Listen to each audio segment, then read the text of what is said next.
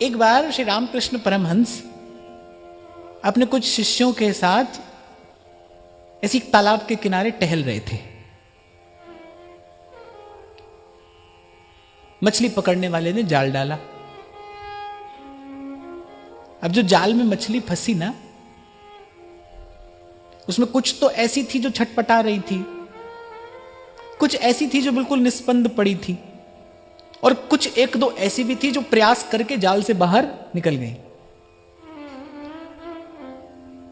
अब श्री स्वामी रामकृष्ण परमहंस जी ने अपने शिष्यों की ओर देखा और मुस्कुराते हुए पूछा, बोले क्या समझे? श्री स्वामी रामकृष्ण परमहंस ने अपने शिष्यों से पूछा, बोले हाँ भाई बताओ क्या समझे? एक जो शिष्य था वो बड़ा प्रज्ञावान था। उसने मुस्कुराते हुए कहा कि 3 प्रकार के जीव इस संसार में होते हैं। तीन प्रकार की मछलियां थी। एक बिल्कुल निस्पंद पड़ी थी, माने जिन्होंने संसार का बंधन स्वीकार कर लिया है।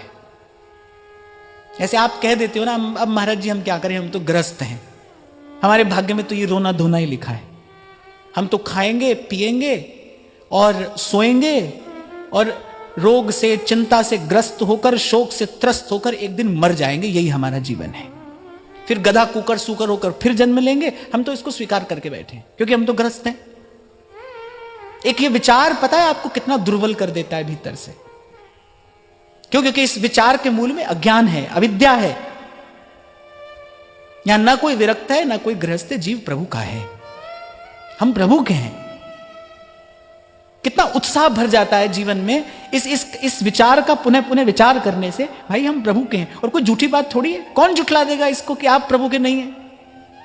आप प्रभु के ही तो हैं, सच्ची बात ही तो आपको कही जा रही। झूठ तो वो है जो आपने पकड़ रखा है, जिसको आप छोड़ने को तैयार नहीं हो, जिसके कारण इतना कष्ट पा रहे हो लेकिन छोड़ने को तैयार नहीं हो। दुख तो वो है।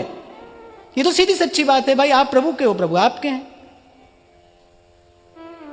तो उसने कहा कि भाई देखो, एक मछली तो ऐसी है जिसने जाल से बाहर निकलने की चेष्टा ही नहीं की, उसने तो बंधन स्वीकार कर लिया। उसने तो कहा भाई ठीक है, अब गए, अब तो हम मर ही गए।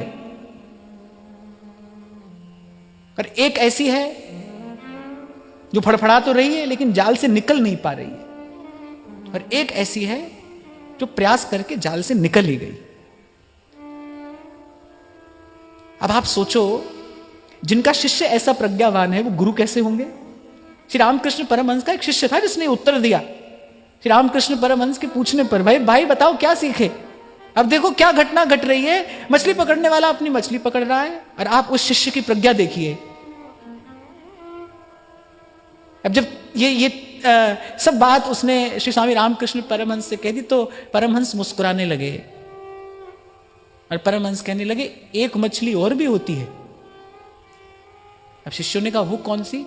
बोले वो जाल के निकट आती नहीं, जो जाल के निकट ही नहीं आती। ऐसे भगवान के कुछ नित्य सिद्ध जन भी होते हैं ना, जो निवृत्ति परायण ही होते हैं, जो इस संसार में केवल संसार का कल्याण करने के लिए आते हैं। वो इस दुस्तर भव सिंधु के बहाव में नहीं बह जाते। फिर बाकी आपके मेरे में तो 3 प्रकार के जीव हैं। गोस्वामी जी ने भी 3 प्रकार के जीव कहा, विषयी साधक सिद्ध सयाने, त्रिविध जीव जग वेद बखाने। तो एक तो ऐसा व्यक्ति है भाई जिसने बंधन स्वीकार ही कर लिया है, वो तो प्रयास भी नहीं कर रहा है। एक है जो प्रयास कर रहा है लेकिन उसका प्रयास सफल नहीं हो रहा है। क्यों? क्योंकि उसके प्रयास में उत्साह नहीं है और धैर्य नहीं है, उसके प्रयास में सातत्य नहीं है, उसके प्रयास में निरंतरता नहीं। इसलिए आपको कुछ क्षण पहले मैंने कहा कि प्रैक्टिकल बात मैं आपसे कह रहा हूं। मैंने केवल भाव के धरातल पर मैं यहां से कुछ कह दूं, आप कुछ समझ लें, तो उससे ना मेरा कुछ काम बनेगा ना आपका। यहां से तो भाई सीधी सच्ची बात कहनी चाहिए, जो हो सके वही बात यहां से कही जाए ना। तो अभ्यास में, साधन में निरंतरता बनाकर रखनी पड़ेगी। तो कुछ मछलियां जो थोड़ी देर के लिए फड़फड़ाई, फिर वो भी शांत हो गई, उन्होंने भी उस बंधन को स्वीकार कर लिया। पर कुछ ऐसी थी जो जब तक निकल नहीं गई तब तक सतत प्रयास करती ही रही। और परमहंस कहते हैं एक मछली और भी होती है, वो जाल में फंसती नहीं, वो जाल के निकट ही नहीं आती। और ऐसे निवृत्ति परायण महापुरुष भी आते हैं इस संसार में, वो भगवान के भेजे आते हैं, वो भगवान के धाम से ही नित्य मुक्त होकर ही आए हैं। उनको संसार का बंधन नहीं बांधता, वो माया मुक्त ही हैं। पर बाकी 3 प्रकार के जीव हैं। अब घर जाकर इसका विचार करना कि हम तीनों में से कौन से हैं, हम कौन से प्रकार के हैं। पहले हैं कि भाई अब क्या करें, हम तो ऐसे ही हैं, हम तो ऐसे ही आए हैं, ऐसे ही मर जाएंगे। थोड़ा सा भजन सत्संग का सुख भी ले लेते हैं और थोड़ा संसार का गाना बजाना हो जाए तो भी कोई बुरी बात नहीं है, वो भी कर लेते हैं। थोड़ा यहां भी हाथ पैर मार लेते हैं, थोड़ा वहां भी चले जाते हैं, वहां भी देख लेते हैं संसार में क्या हो रहा है। और आपको स्मरण हो, मैं पहले आपसे कभी कहा करता था, जिसको संसार में ही सुख है, जिसको अभी विषय का ही रस अच्छा लग रहा है, मीठा लग रहा है, उसको तो सत्संग कभी ना कभी प्रिय लगेगा। उसको तो कभी ना कभी सत्संग प्रिय लगेगा, क्योंकि सत्संग का रस उस विषय रस से ऊंचा रस है, श्रेष्ठ रस है, गाढ़ा रस है, अधिक मधुर है, दीर्घकालिक है, इसका प्रभाव दीर्घकालिक है। पर ध्यान रखना, एक बार यदि सत्संग का रस मिल गया है, एक बार यदि सत्संग का रस आपने चख लिया है, फिर संसार का रस प्रिय नहीं लग सकता। अगर लग रहा है, और ईमानदार रहना, अगर लग रहा है तो समझ लेना कि अभी सत्संग का रस मिला नहीं। रस विशेष तिन जाना नहीं, अभी ये रस मिला नहीं, मिल जाएगा तो फिर संसार का रस प्रिय लग नहीं सकता। रमा विलास राम अनुरागी, तजत वमन जी। सत्संग का जो रस है वो तो विषय रस में वमनवत प्रतीति कराता है, और ऐसा ही होता है।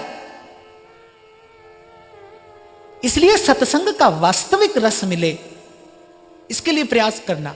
इस विचार से अपने आप को दुर्बल नहीं करना, भाई हम तो घर गृहस्थ में पड़े हुए लोग हैं, हम क्या कर सकते हैं।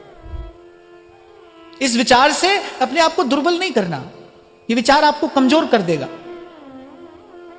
हम ना गृहस्थ हैं, ना विरक्त हैं, हम ना इधर के हैं, ना उधर के हैं, हम भाई प्रभु के हैं।